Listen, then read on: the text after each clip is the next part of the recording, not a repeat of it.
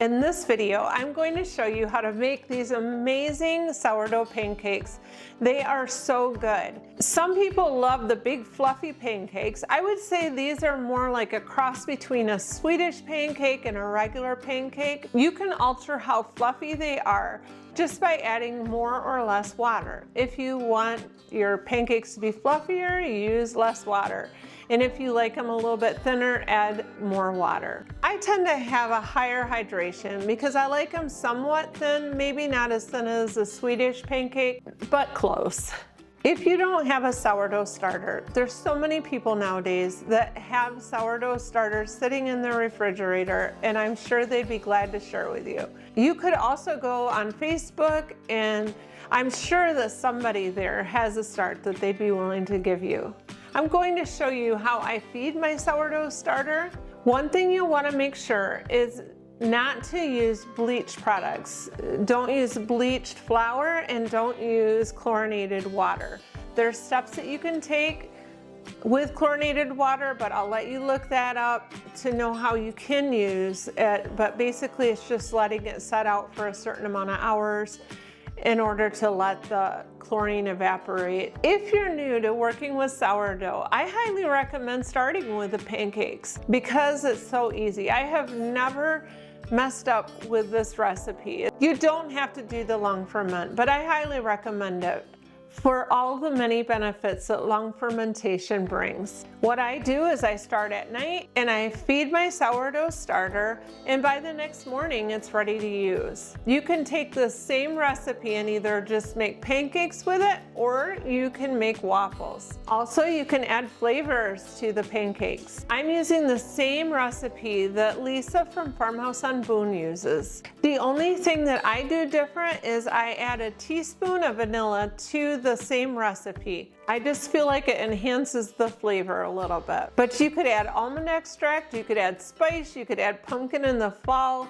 There's so many things that you can do to totally change the flavor of the pancakes. So let's go ahead and get started. But I'm going to show you how I feed my sourdough starter. I do 1 part water, 1 part flour, and 1 part sourdough starter. So in the example I'm going to show you, I'm going to do 1/4 cup of sourdough starter, 1/4 cup of flour, and 1/4 cup of water. And you can do it whatever order you want. I think I'll put the water in first, and then I'll do the 1/4 cup of sourdough starter, and then the 1/4 cup of flour.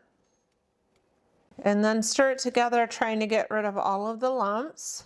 In all honesty, I don't even measure things out anymore. I do it so much that I have a feel for the hydration level that I want. In fact, I typically get this a little thinner. It's really a matter of preference, but the 1-to-1 ratio works out well. So you can see there it's pretty smooth, and then you cover it loosely with something. I usually just lay a lid over the top, but if it's fruit fly season, you'll want to put something more like a unbleached coffee filter with a rubber band over it, or a lid that can kind of breathe, but it's not exposed to the fruit flies.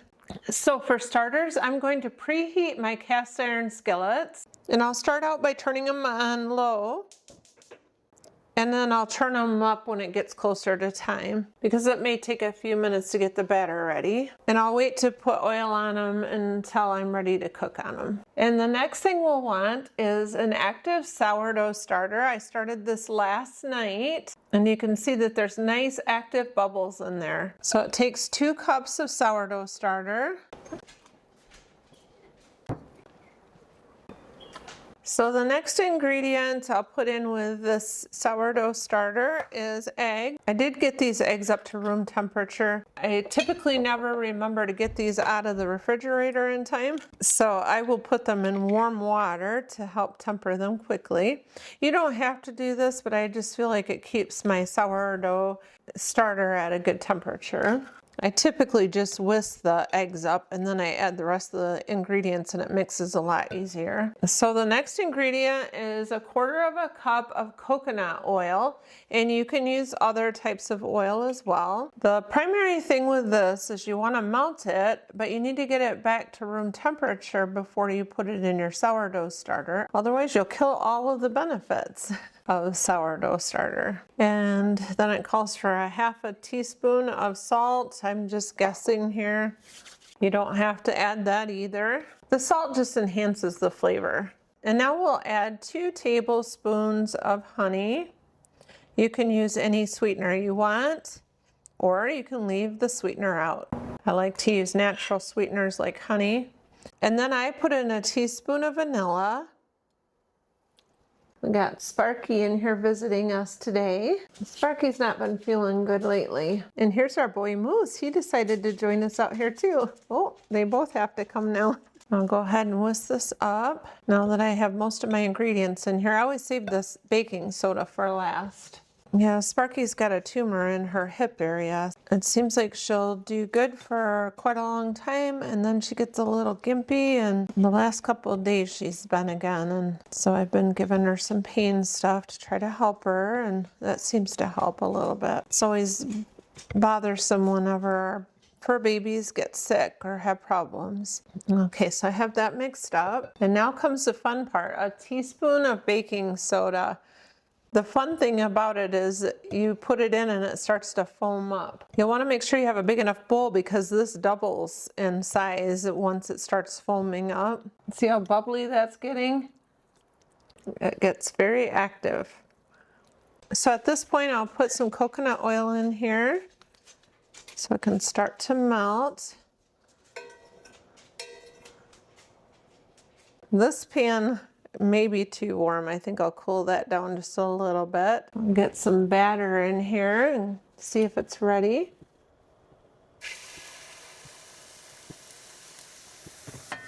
I don't think that other pan's quite ready. So you'll want to wait till it's all covered with bubbles and the edges start looking like they're getting done before you flip it. And you know, if you flip it and it's too brown on the bottom, that your skillet's too hot. And at first it's always a trial and error to make sure that you get it right. And then I'm going to throw some blueberries in here.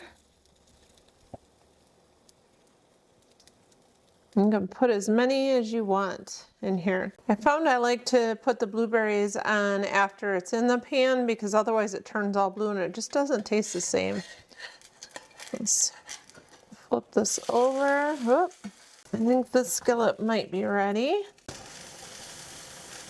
I always start out with smaller pancakes just in case the skillet needs to be adjusted, as this one here was too warm. So if you see one side of your pancake is getting done faster than the other, you just want to rotate your pan or move the pan to make sure that the other side is also getting cooked so it's more even. Okay, it looks like it's ready to flip. Oh yes. It's looking good. It could have got a little more brown, but I think this is going to be good. You can see kind of the crispy edges on that. That's why I always like to have plenty of oil in my pan because you get them nice crispy edges and they're so good.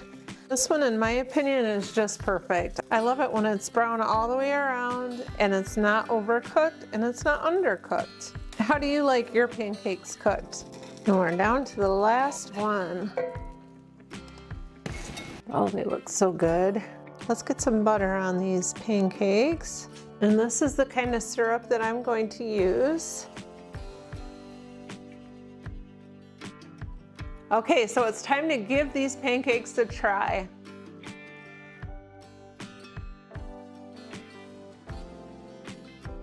That is so good. And no, I'm not going to eat this whole platter of pancakes. I'm pretty sure my husband's going to want to share them with me, and I realize I put syrup all over these, so they'll probably go in the refrigerator for my husband to eat on over the next couple days. What I typically do is I put wax paper between each pancake, and then I put it all in a reusable Ziploc bag with a label on it, and then anytime we want a pancake for breakfast, we can just grab one out of the freezer, and they're not stuck together because they have the wax paper in there. And it just makes a really nice way, especially if there's only a couple of you. I realize people that have kids will probably eat these all up at a setting. So if you've never had sourdough pancakes, give them a try. I think that you'll really like them. And on another note, something that I keep forgetting to talk about is the fact that I just graduated from Bible school.